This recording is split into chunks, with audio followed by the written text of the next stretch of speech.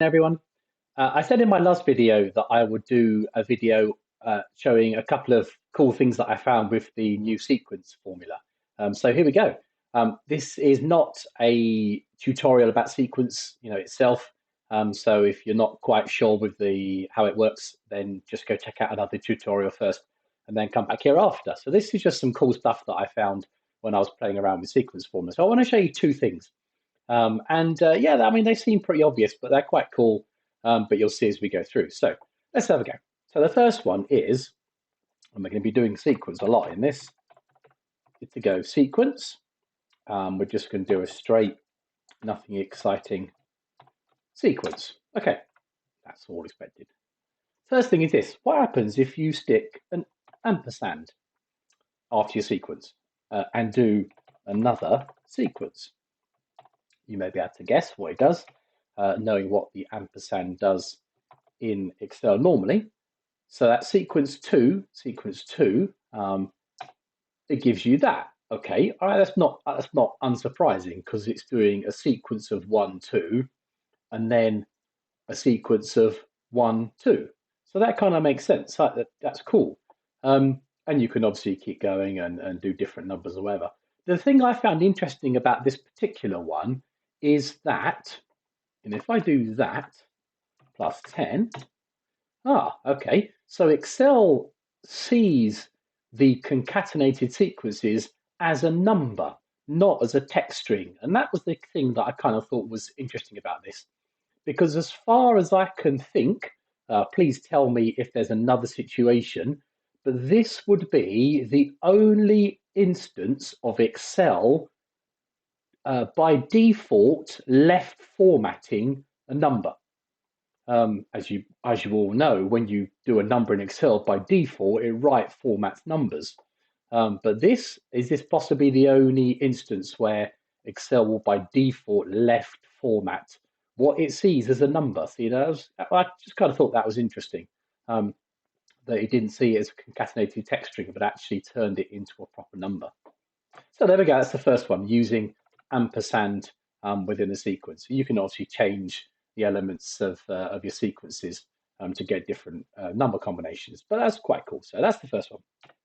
The second one gets a little bit more complicated, as always is the way with these things, but still quite cool. So we're going to go equals sequence, same as before. So that's the standard sequence. We all know that. What happens, I wonder, if we change this and nest another sequence in there? So let's do the same thing. So sequence 2.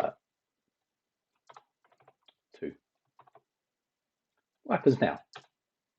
Okay, all right, it gives us 2 1s. All right, let's change something else. Change this, see what happens. Sequence 3 gives us 3 1s. I guess that makes sense because it's so you're not giving it anything else to sequence apart from nothing and 1 effectively. So it's giving you a sequence of 1s. Okay, cool. Well, we know in sequence that you can, in theory, have a start. So what happens if we put a start value in, say, of 2? So then it gives us 1s. Okay, again, not entirely unsurprising. Step, what does step do?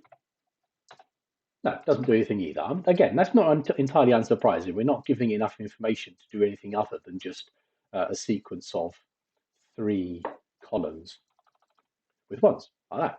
But of course, we've got the other sequence. So we could, in theory, stick the start in here. What if we do a start of 2 in here?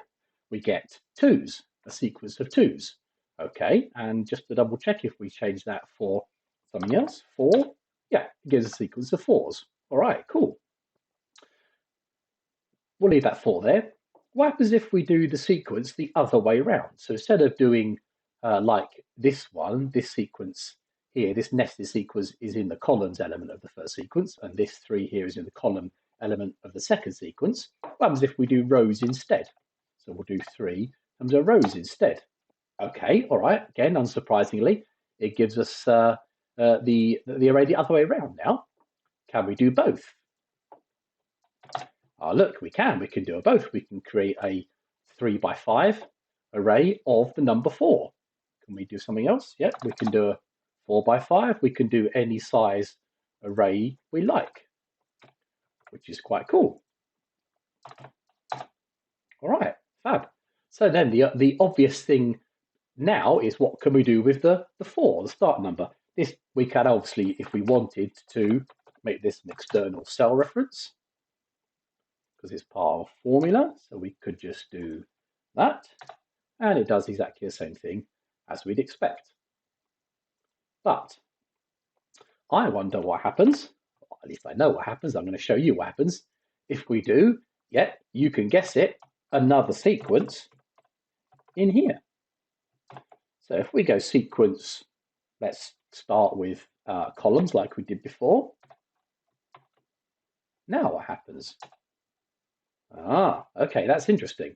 It's now giving us now not only the repeated number, the 4, because we've now got a sequence in here. It's trying to sequence correctly, but we've only got 3 columns, but our actual specified array is 5 columns wide. Okay, so that's not unsurprising. It doesn't know what to do with the extra 2 columns.